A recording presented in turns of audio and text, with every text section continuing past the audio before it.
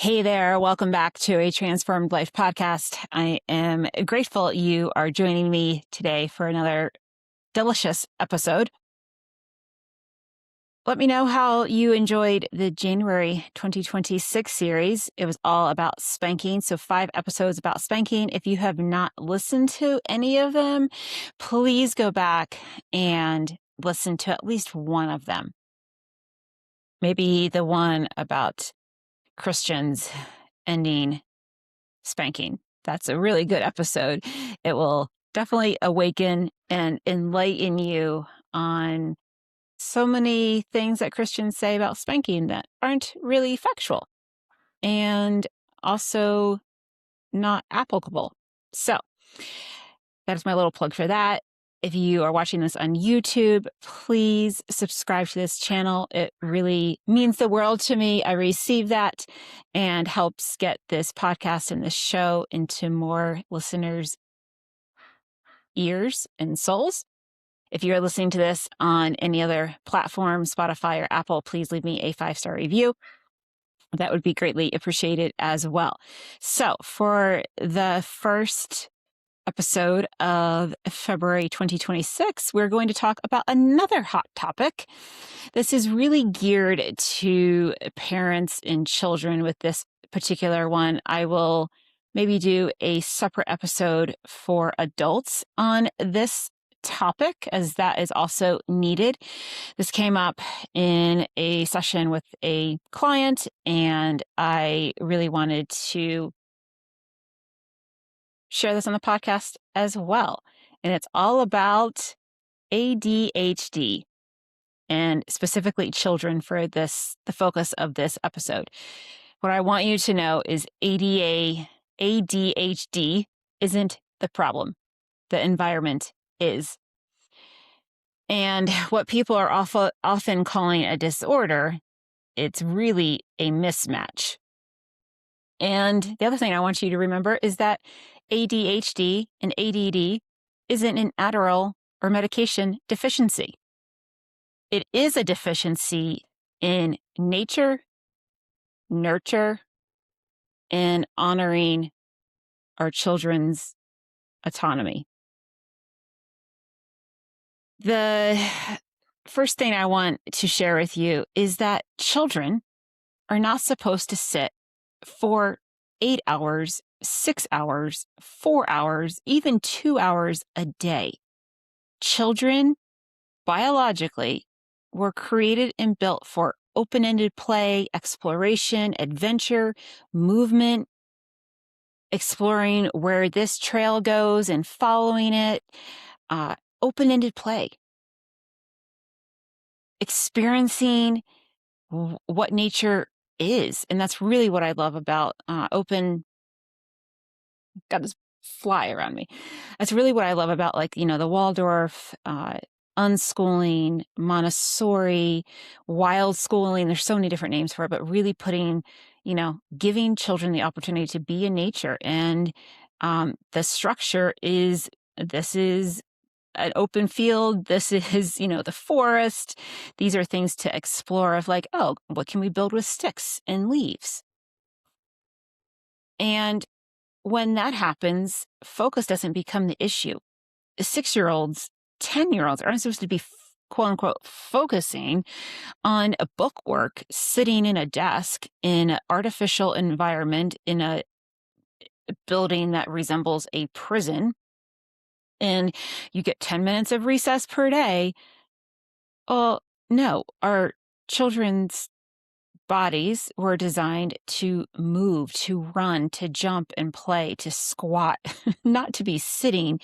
Of course, they're not going to focus. And so when we say he, she can't focus, it's this, we can't say that because it's the system that's the problem. And so today we're talking all about why ADHD and ADD usually isn't the problem, and what parents can do that actually can help your children. So the first thing is we're going to reframe. We're going to stop pathologizing childhood. Kids are designed for movement, novelty, play, curiosity, connection, sensory input. And modern day society is stillness, not in a good way. It's sit still in your desk, and if you move, you're a bad child. It's not stillness versus like in a meditative state. It's compliance, it's output, transitions, it's grades, it's constant instruction. It's very artificial heat, artificial cold. And then many ADHD behaviors are predictable responses to all of these things. Too much sitting, too little outdoor time and free play, free exploration, too little autonomy and choices, too much screen stimulation. What we have, laptops and computers in schools, even, public homeschooling, quote unquote homeschooling, they send, laptops and devices home with the kids. Too many demands without regulation support.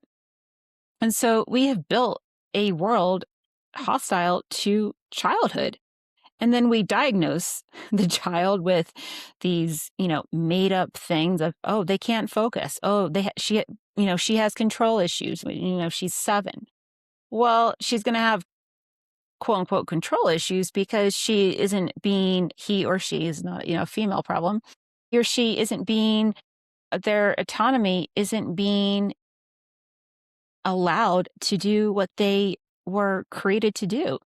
To have that movement, to have that novelty, to just explore, whether it's, inside the home, outside in nature, a playground with other kids, maybe it's with, uh, painting, drawing instruments, watercolors, coloring. Free-ended, open-ended play is paramount to healthy children without putting them on medication because they're, little Johnny isn't sitting still and can't focus. Well, we have to remember that the problem isn't the problem. It's the result. What is it the result of? Well, sitting in a prison-like environment all day long is pretty close to that. And so focus isn't broken. It's context dependent. They can focus forever on what's meaningful. Legos, art, animals, nature, building forts, games, exploring. Maybe it's baking. Maybe it's going on a walk and seeing where the trail goes. Maybe it's scrambling up a hill. Maybe it's I really liked using with my son the wooden blocks and like stacking the wooden blocks and seeing they have like different shapes on them. So it's more than just wooden blocks, but it's to see how the rocks can go on different ones and with all different shapes and sizes and edges. And that's what children need. That's what they're deficient in. They're not receiving opportunities to have that experience. And so, attention isn't missing. It's selective and embodied. We have to keep coming back.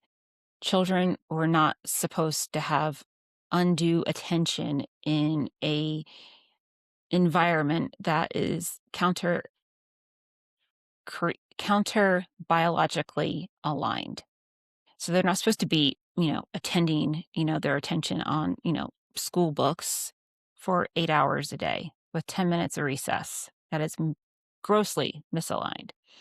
So the question we really need to be asking ourselves is, what conditions will help my child's nervous system access focus? Because children can focus. They focus on what's, happening when they're, doing open-ended play when they're coloring. When they get done with coloring, are you going to keep forcing them to color for another 7 hours? No.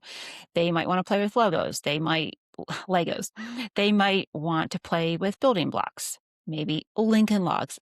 I'm dating myself with that reference. Maybe they want to experiment, if they're old enough, they want to experiment with baking, measuring cups. That's how they learn math. So, if we say a child can't focus or they don't have attention, we need to look at where they do have attention and see that, most of this is really showing up in a adverse environment, institutional learning, school environments, and see how we can bring more in biological, child-led, child-honoring ways to help children focus. Not even help them focus, allow them to focus where they are biologically wired to focus. And so we can't demand focus from a dysregulated body. Fidgeting and movement are often regulation, not bad behavior, or, oh, we need to put them on, medication because they're fidgeting and moving. Their bodies are supposed to move. They're supposed to be squatting. They're not supposed to be sitting in chairs that are bad for their entire body and spine and their mental health. Connection first, correction second, and even correction in the lens of, we're going to let you have, the next hour outside doing whatever you want within, the safe perimeters of, like, we're going to go explore this forest. We're going to go explore this farm. And they can focus on that. So usually focus is just hyper focused, no pun intended, on the child, not focusing in an institutional setting, not really in everyday situations. And when it happens in everyday situations, it typically is going to come from a dysregulated body. Maybe they're going through upheaval at home due to, their parents or other situations. Maybe there's trauma involved.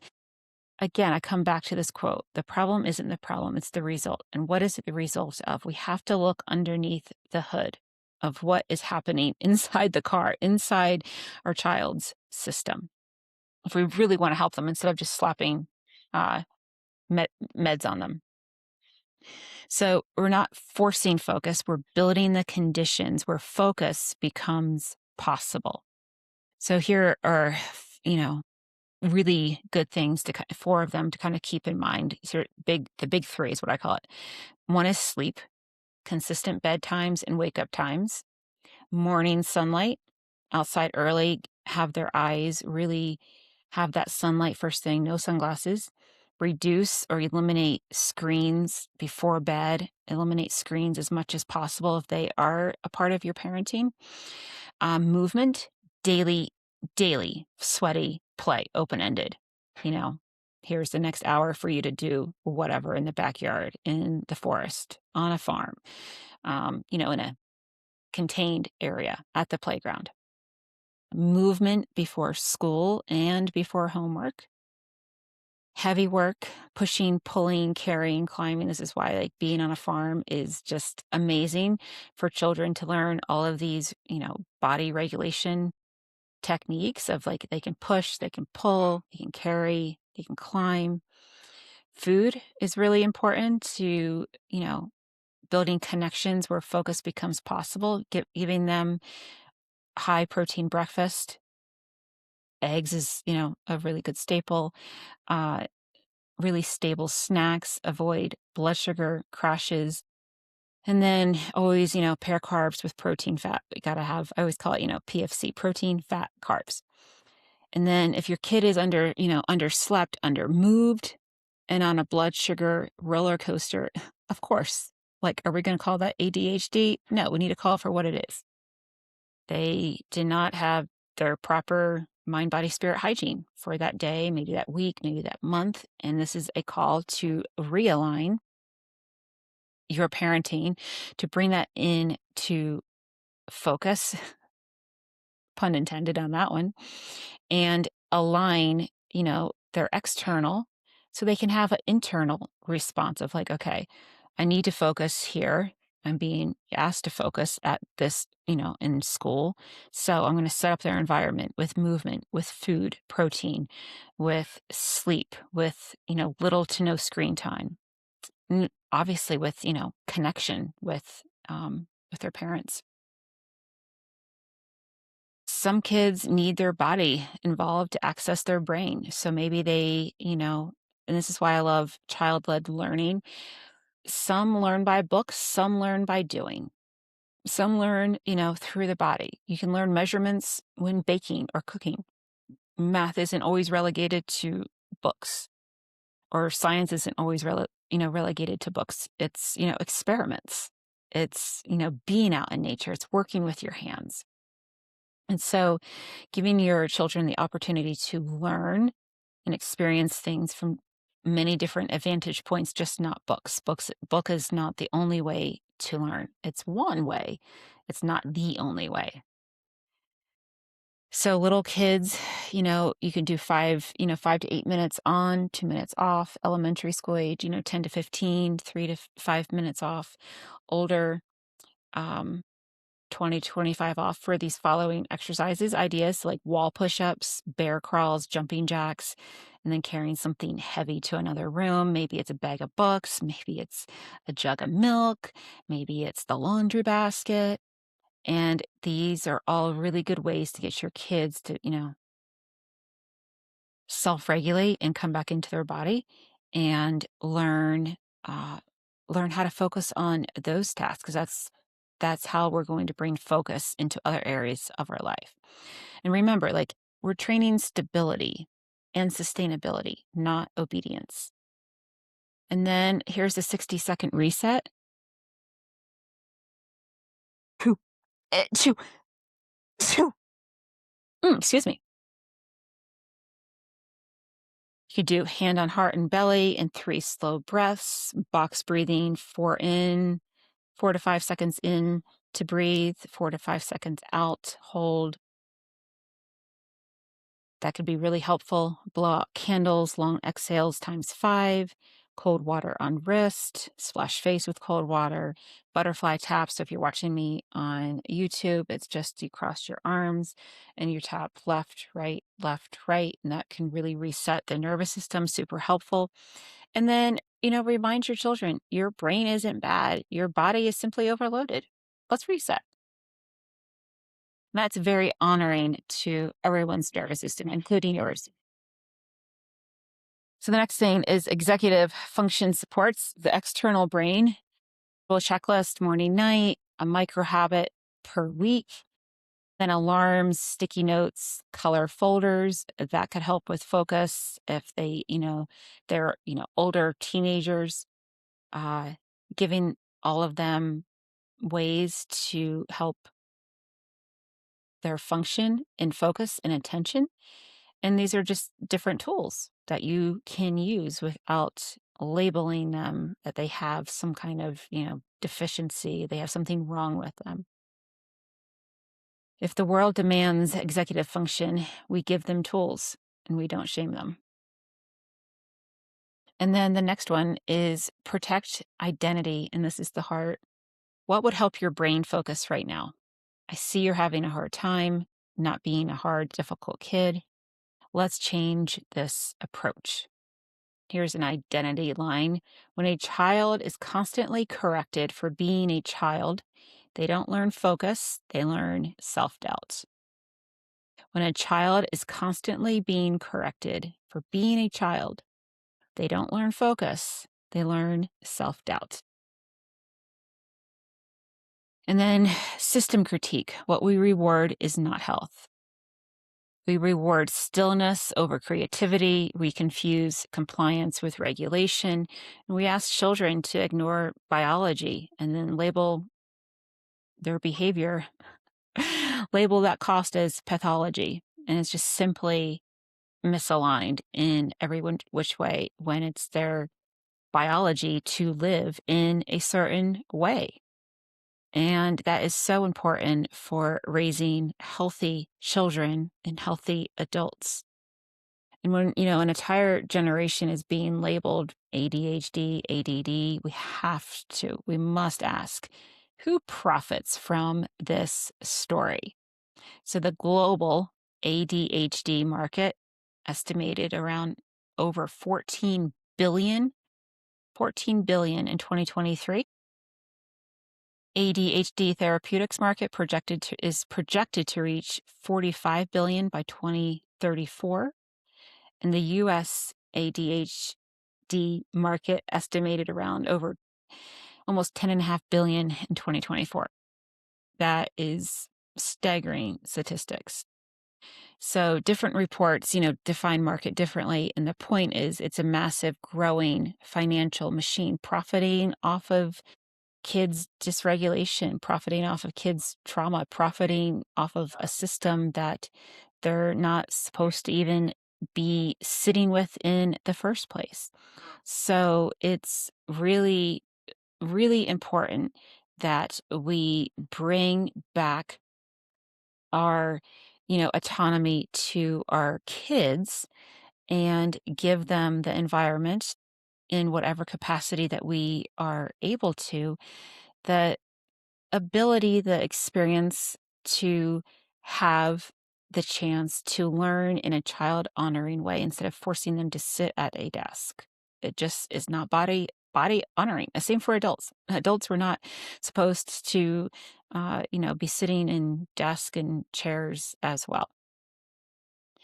And I think that's, why I'm so passionate, with natural supports, because the goal isn't just symptom management. We're not just going to, manage this quote unquote lack of focus when it's not even a lack of focus. That's what the system wants you to label it as, because children can focus on open ended play just fine.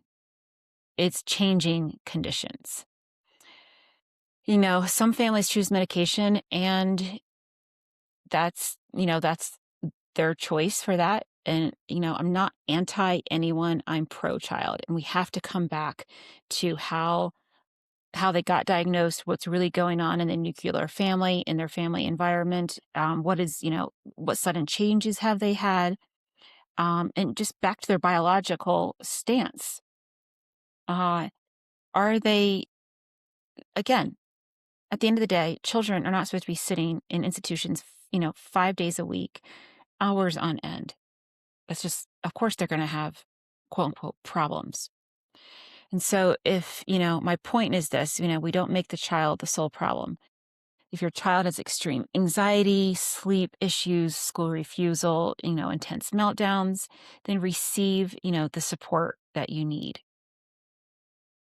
What I really want you to remember is that your child is not broken. They're built for life, and we build that a day at a time. And let's, stop diagnosing childhood as, they need a prescription when it's simply they aren't in an environment that supports their autonomy. And so, the pharmaceutical system is profiting off of children in a system that is not honoring to begin with. And that's just such a damn shame. What are kids designed for at the end of the day? They're designed for movement, for open-ended play, for exploration, for experience, for creativity. Most kids just don't have the opportunity to be creative.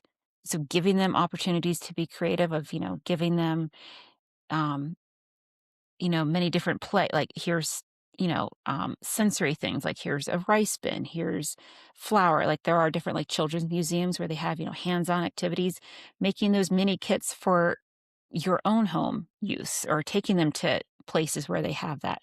But really make a concerted effort to give your children as much time experimenting, playing, creativity. And if you're able to pull your children out of institutional schooling and into, unschooling, homeschooling, more of a, child-led honoring education system, then I really encourage you to do that.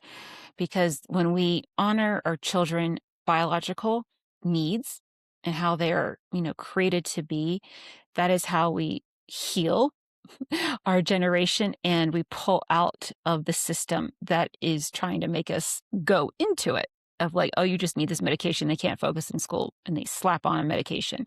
And what does that do to the child, of like, oh yeah, I take, medication for this problem, and then they focus on the problem, then they become that identity. And so we really want to mitigate that and give our children the best chance that they have, and resources and support, where we are setting them up for a successful, and when I say successful adulthood, what I mean is that they're kind, they're healing, they're regulated, They are creative, they're generous, they're grateful, they're helpful, not contracted individuals who are scared, who are living in lack, who have, unraveling, decades of trauma. Let's give them a firm foundation now instead of having them pay for, therapy for the rest of their lives when they're adults. And so I really want you to rethink, this whole ADHD, ADD model of focus and attention, and rethink it, realign it, see where you can make some small adjustments in your parenting today. Have, if your children are in institutional schools today, see if you can, give yourself, okay, in a year, in 2 years, this is where I want my kids to be learning, and start working towards that, realigning your mindset. And if you need support as a parent of really, regulating your body and your nervous system, then please get in touch with me. I would love to mentor and coach you and guide you through this process and give you tools to work with your children as well. Like, this is a mind, body, spirit, holistic approach. And we work with everyone. It's not just singular. Like, I will give you tools to work with your children, and it's extremely beneficial. I really hope you enjoyed this podcast today, and please share it with a friend, a parent, a teacher. Let us all come together and really revisit and rethink. Someone who needs permission to rethink this model of, little Johnny, little Susie is just not paying attention in school. They're having issues over here. Well, it's stemming from a larger issue. And slapping a medication on top of it is just like putting a Band-Aid on and forgetting that you have something underneath of it. You got to take care of that wound. And so when we take care of that wound and we address it from a root energetic standpoint, then we can affect that focus issue, that attention issue, because they really don't have a focus problem. They can focus on other things. And they're not supposed to be focusing on one thing all day long, 5 days a week. It's just inhumane. So I hope you enjoyed this podcast, and I look forward to seeing you next week. I wish you a beautiful day, and yeah, if there's anything I could do to serve and support you, you know how to reach me.